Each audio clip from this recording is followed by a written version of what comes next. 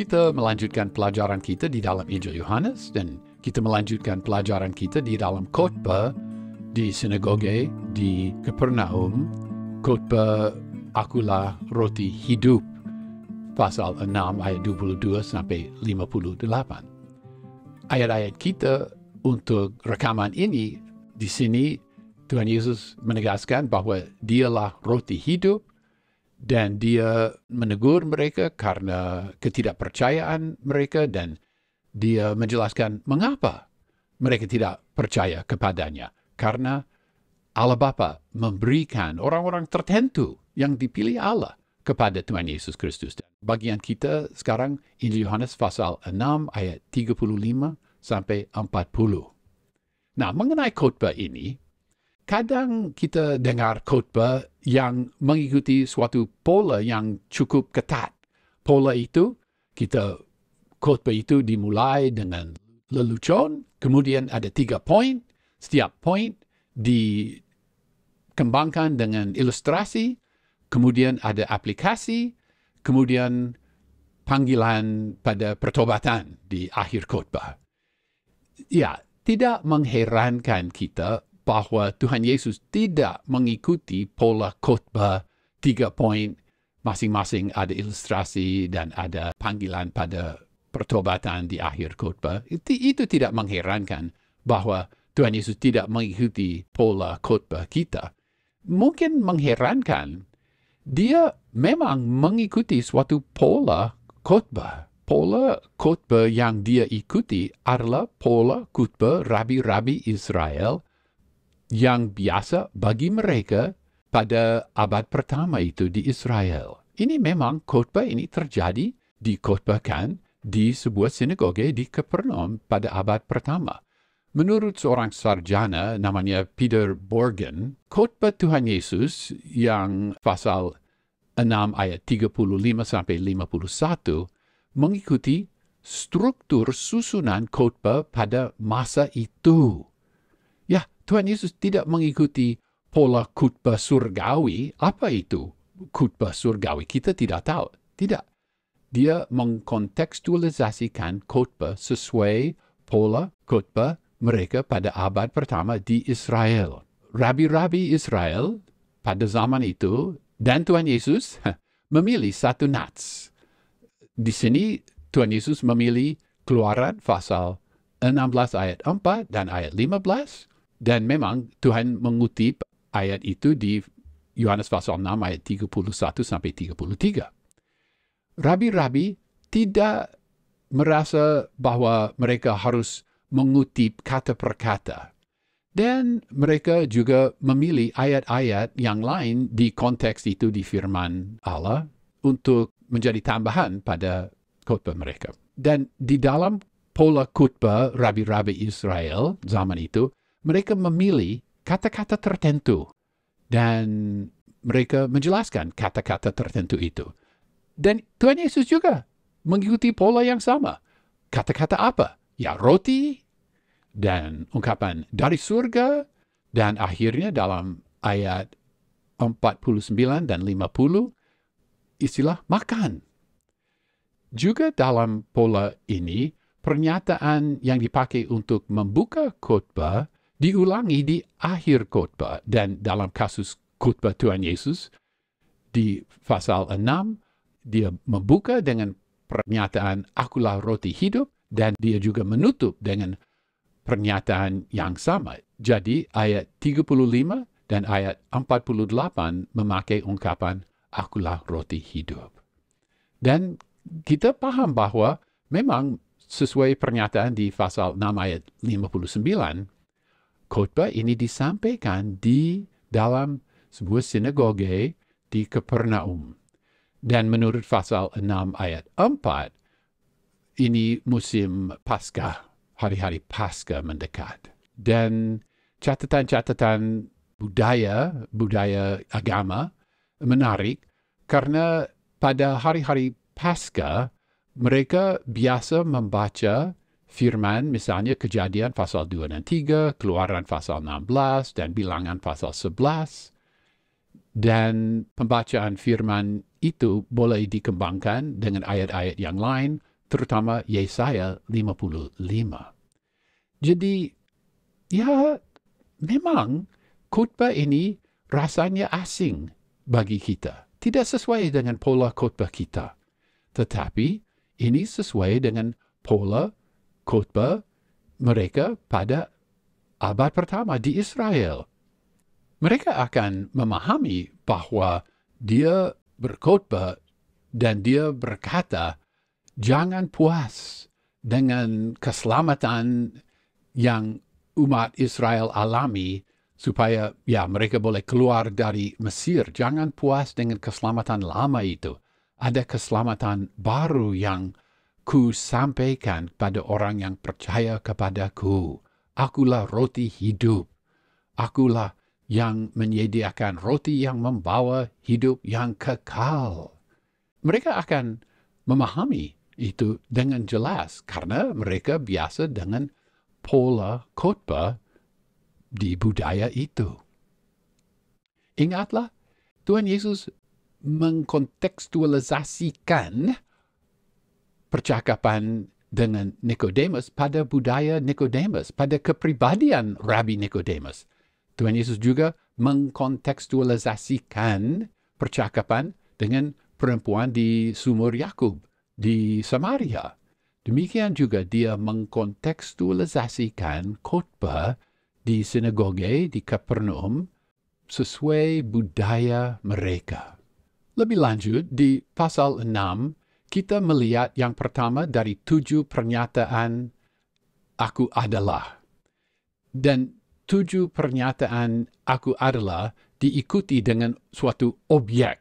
Jadi inilah pernyataan itu di pasal 6 ayat 35, ayat 41, dan ayat 48, dan ayat 51, akulah roti hidup.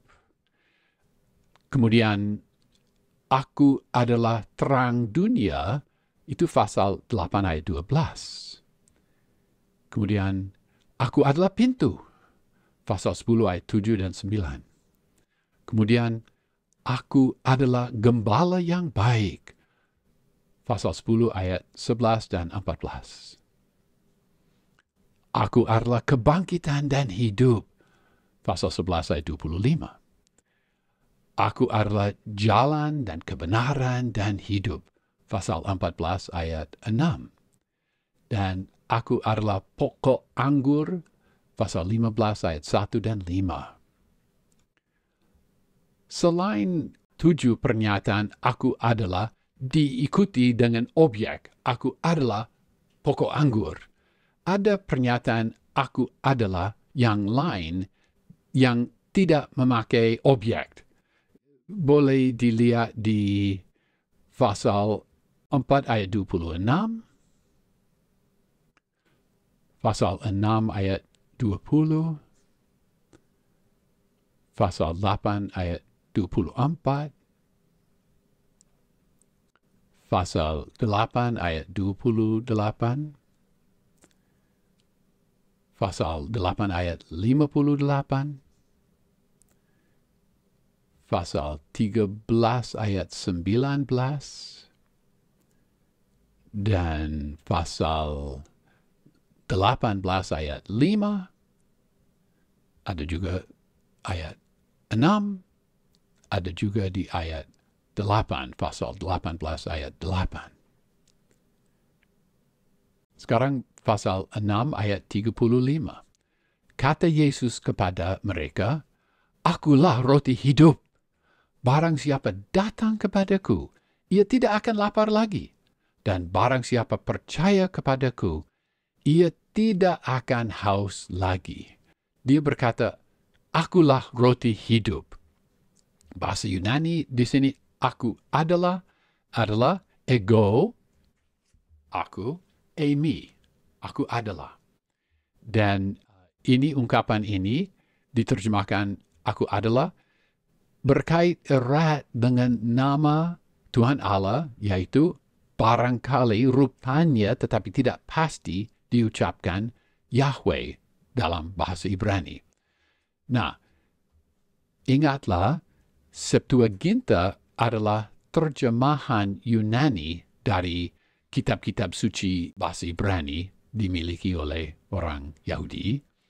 Di dalam terjemahan itu, terjemahan Yunani, ungkapan ego emi dipakai, misalnya dalam Yesaya pasal 41 ayat 4, Yesaya pasal 43 ayat 10, dan ayat 25, pasal 46 ayat 4, dan pasal 48 ayat 12. Dan pada umumnya harus diterjemahkan aku adalah dalam bahasa Indonesia. Yesaya pasal 43 ayat 11 sampai 13 erat kaitannya pada Keluaran pasal 3 ayat 14. Pada waktu Tuhan Allah menjelaskan namanya kepada Musa di dalam Keluaran pasal 3 ayat 15, dia berkata dalam terjemahan Yunani, ego emi haon. Ego emi haon. Ego emi itu kata-kata kita dalam Injil Yohanes. Ego emi, aku, ego, aku. Emi, aku adalah. Haon, ha itu kata sandang. On itu participle yang apa? Yang berada. Akulah dia yang berada. Kira-kira lah. Boleh lihat juga Keluaran pasal 3 ayat 6, pasal 20 ayat 2, dan Yesaya pasal 51 ayat 12. Kembali ke ayat kita, barang siapa datang kepadaku, ia tidak akan lapar lagi. Dan barang siapa percaya kepadaku, ia tidak akan haus lagi. Ini menjadi satu contoh lagi, sudah kita amati beberapa contoh, tapi ini satu contoh lagi, apa yang disebut sarjana, kehadiran masa depan. Dari satu segi, jika kita percaya kepada Tuhan Yesus Kristus, kita tidak lapar lagi, kita tidak haus lagi pada masa kini. Tetapi dengan arti yang jauh lebih lengkap dan dalam dan mengherankan, pada akhir zaman, kita tidak haus, kita tidak lapar lagi.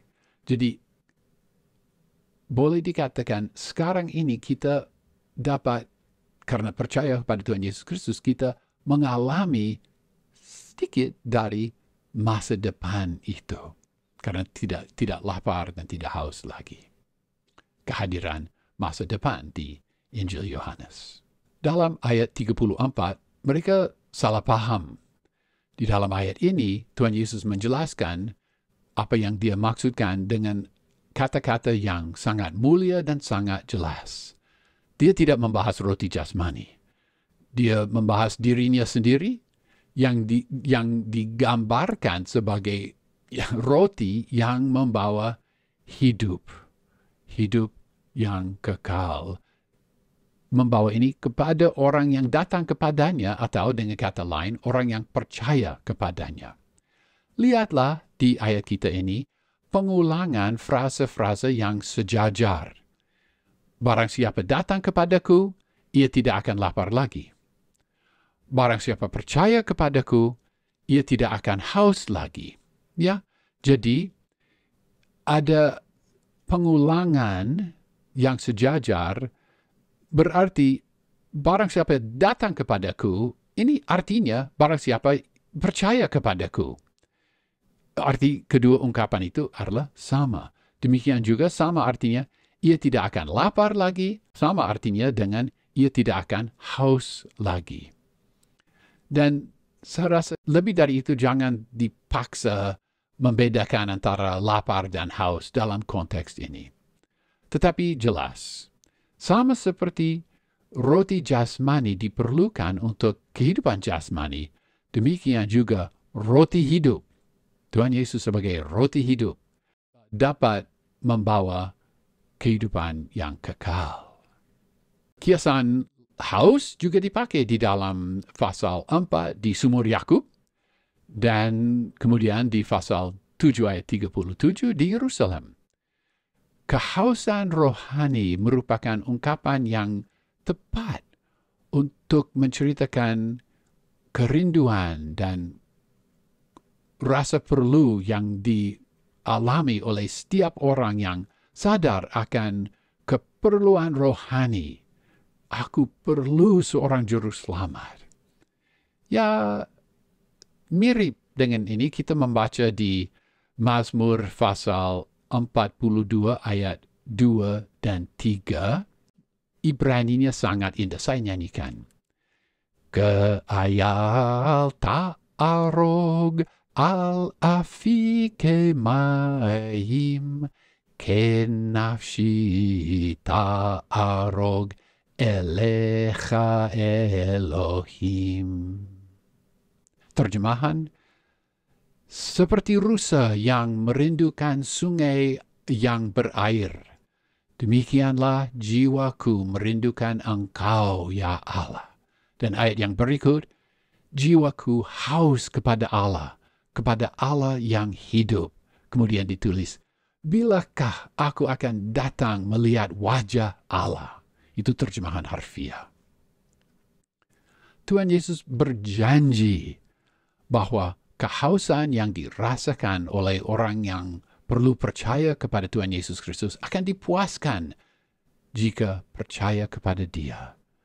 Di dalam pasal 7 ayat 37 dan 38, kehausan sejajar dengan percaya, sama seperti di dalam ayat ini.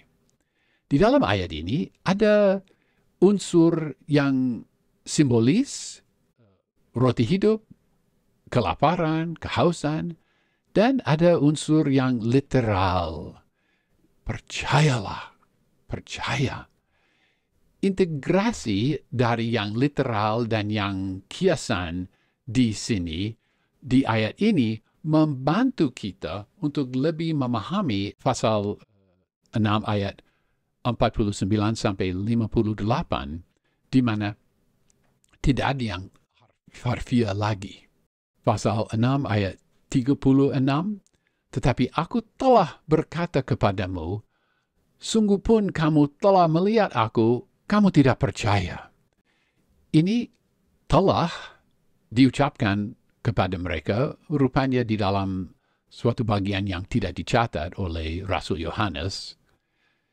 Bukanlah perbuatan baik yang dituntut dari mereka, tetapi iman. Tetapi dalam hal ini mereka gagal. Di dalam pasal 5 ayat 36 sampai 38, Tuhan Yesus berkata bahwa mereka di Yerusalem yang berkeberatan pada penyembuhan di kolam Bethesda juga tidak percaya. Di dalam ayat ini, dia menegur mereka di Galilea, di sinagoge itu di Kapernaum, dengan teguran yang sama. Di sini ayat 36 sampai 47, dia berkhotbah tanpa kiasan, supaya mereka dan kita dapat lebih memahami ungkapan akulah roti hidup. Pasal 6 ayat 37. Semua yang diberikan Bapa kepadaku akan datang kepadaku, dan barang siapa datang kepadaku, ia tidak akan kubuang. Kata tidak ini, ia tidak akan kubuang, sebenarnya di dalam bahasa Yunani, bukan hanya tidak di sini, ada yang dipakai di sini, negatif ganda.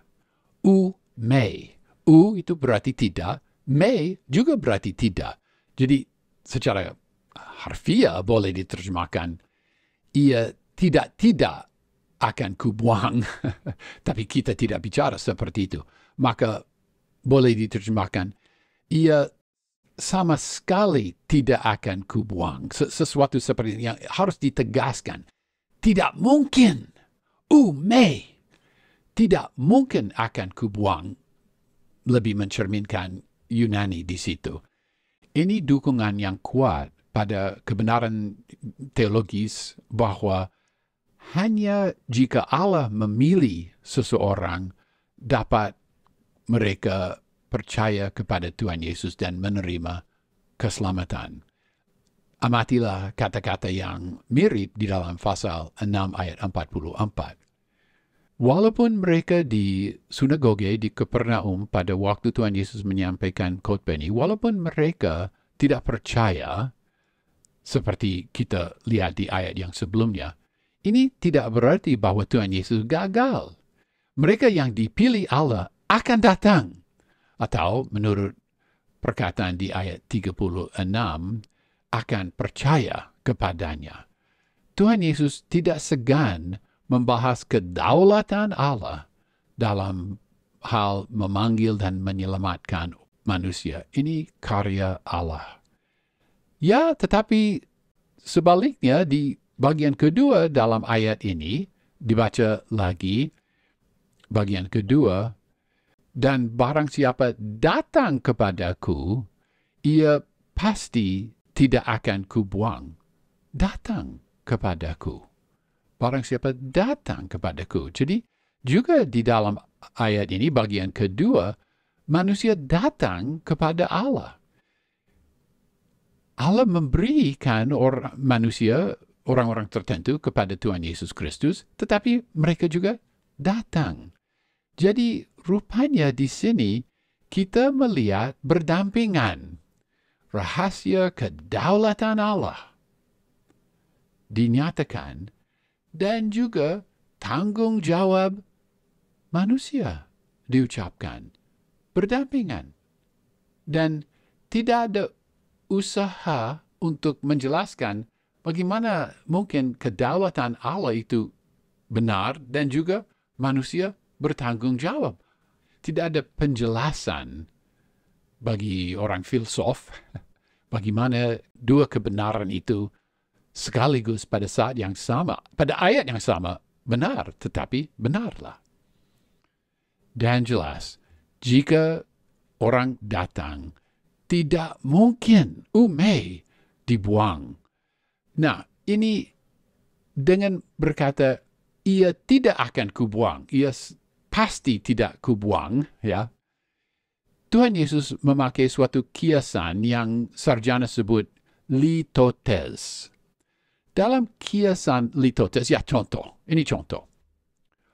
Orang bertanya, wow, mouse itu berapa harganya? Dan saya menjawab, oh, mouse ini tidak murah. Mengapa saya berkata tidak murah? Mereka bertanya, berapa harganya mouse itu? Dan saya menjawab, oh, tidak murah. Mengapa berkata tidak murah? Oh, saya terlalu rendah hati. Saya tidak akan berkata, oh, saya keluarkan banyak uang untuk mouse ini. Saya tidak, karena saya rendah hati. Maka saya berkata, oh, tidak murah. Tetapi sebenarnya, dia yang bertanya, dia paham, tidak murah sebenarnya berarti mahal. Demikian juga, itu litotes. Demikian juga di dalam ayat ini, ia tidak akan kubuang. Oh, hanya itu? Tidak dibuang? Oh, tidak dibuang. Bukan. Sebenarnya karena kiasan litotes, tidak dibuang, tetapi dilindungi, dijaga, dipertahankan. Bukan saja, oh, itu tidak dibuang. Bukan, ini litotes. Dijaga, dihargai, dilindungi dalam karena kiasan litotes.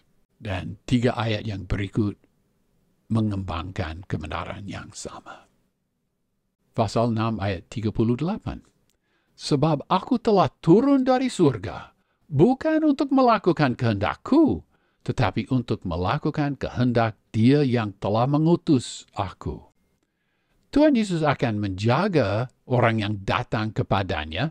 Tuhan Yesus akan menjaga mereka yang diberikan kepadanya oleh Allah Bapa, karena Dia tunduk secara sempurna pada kehendak Allah Bapa. Seandainya ada orang diberikan oleh Allah Bapa kepada Tuhan Yesus, dan mereka datang kepada Tuhan Yesus, dan kemudian tidak dijaga, dibuang, dilepaskan, itu berarti seandainya, itu berarti bahwa Tuhan Yesus gagal, dan Dia tidak akan gagal. Justru dia turun dari surga untuk melakukan kehendak Allah Bapa. Dia yang mengutus. Ini merupakan pernyataan yang cukup tegas bahwa keselamatan kita tidak hilang. Bukan karena kita kuat, tetap setia, dan sebagainya. Bukan. Tetapi karena dia kuat melakukan kehendak Tuhan Yesus.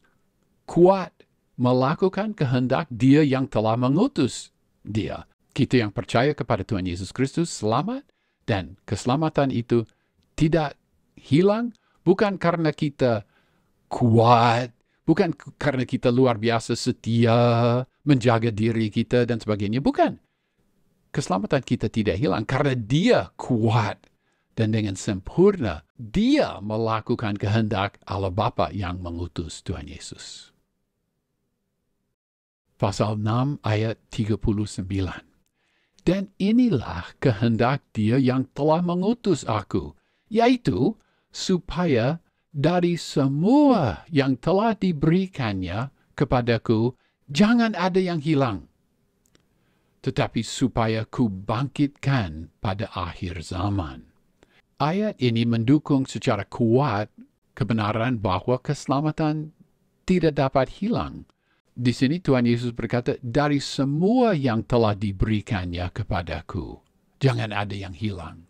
Ini kehendak Allah Bapa. Apakah Tuhan Yesus berhasil melakukan kehendak Allah? Ya, dia berhasil. Sehingga dari semua yang telah diberikannya kepada dia, tidak ada yang hilang. Dan lebih tegas lagi, akan dia bangkitkan setiap orang yang diberikan oleh Allah Bapa kepadanya pada akhir zaman, pada hari yang terakhir, harfiah itu.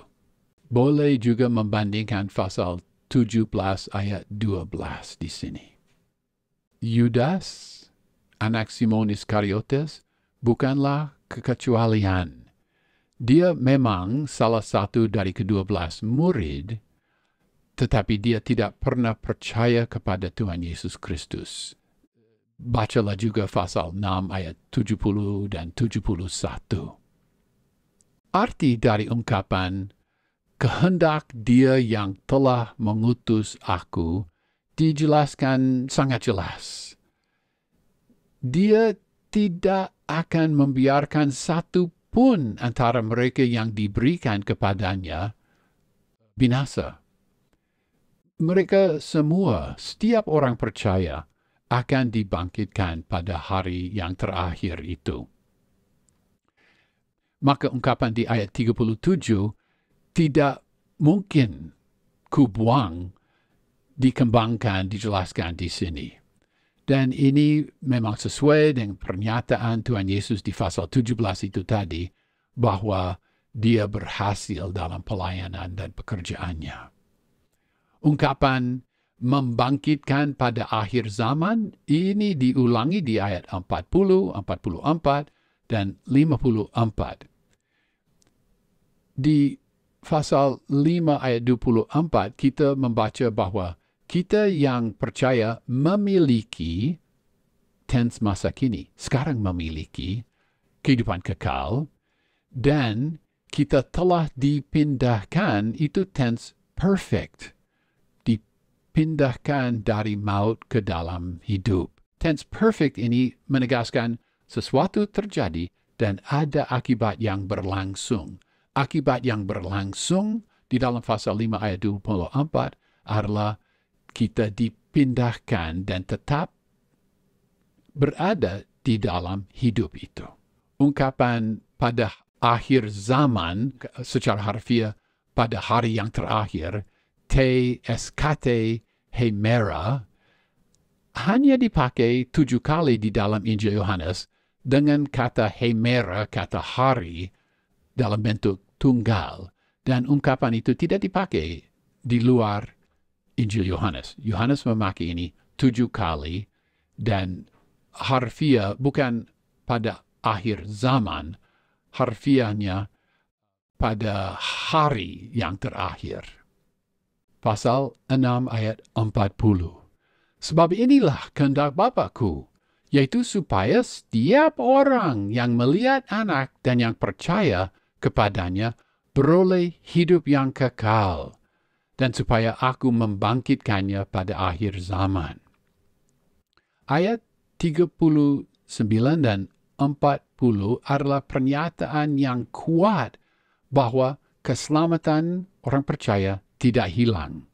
Dalam ayat ini, penjelasan mengenai kehendak Allah Bapa dikembangkan lebih jelas. Setiap orang yang percaya kepadanya akan menerima hidup yang kekal.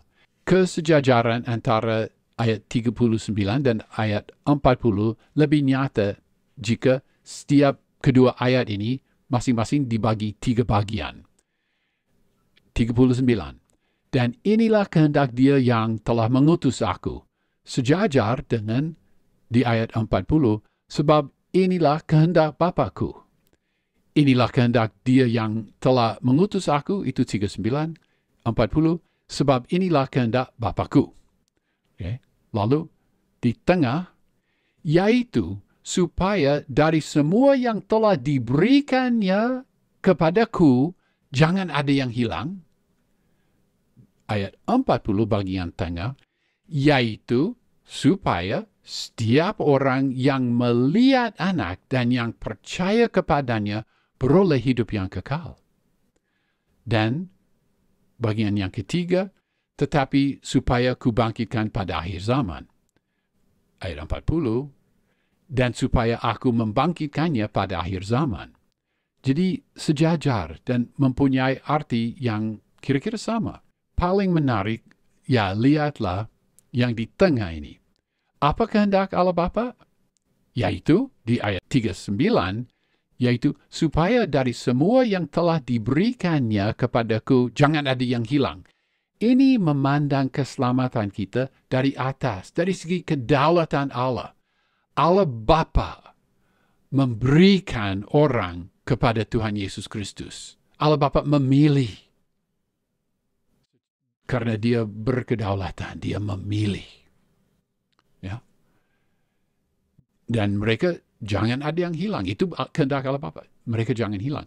Tetapi di ayat 40, keselamatan yang sama dipandang dari segi tanggung jawab manusia. Di sini, yaitu setiap orang yang melihat anak dan yang percaya kepadanya, itu tanggung jawab kita.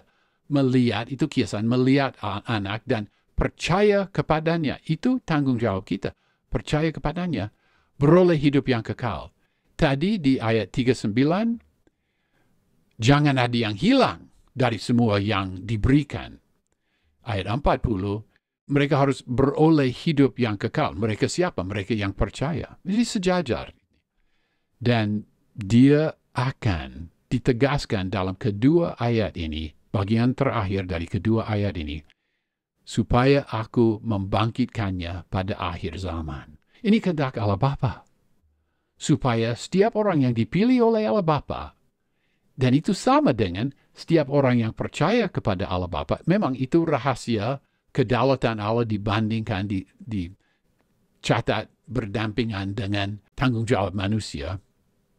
Setiap orang yang Allah berikan kepada Tuhan Yesus Kristus, Allah Bapa berikan kepada Tuhan Yesus Kristus, setiap orang yang percaya kepada Tuhan Yesus, sama-sama, ini kehendak Allah. Tuhan akan membangkitkan mereka pada akhir zaman. Apakah Tuhan Yesus akan gagal? Oh, jangan dikatakan seperti itu. Tuhan Yesus tidak gagal melakukan kehendak Allah. Maka, jika kita dipilih Allah, dan itu sama dengan jika kita percaya kepada Tuhan Yesus Kristus, Dia tidak gagal. Kita akan dibangkitkan. Keselamatan tidak hilang. Ini tegas di sini, sangat tegas. Maka di dalam ayat-ayat ini kita melihat bahwa Ia memang roti hidup. Ia akan membawa hidup kekal, tetapi tidak kepada setiap orang, hanya kepada mereka yang diberikannya oleh Allah Bapa, dan itu sama dengan mereka yang percaya. Mereka yang diberikan, mereka yang percaya, mereka akan menerima hidup yang kekal. Mereka yang tidak diberikan Allah Bapa kepada Tuhan Yesus Kristus, mereka yang tidak percaya, ya, Mereka akan melawan dia, dan kita melihat perlawanan itu di dalam peristiwa ini, khotbah Tuhan Yesus di sinagoge di Kapernaum, dicatat di dalam Yohanes pasal 6 ini.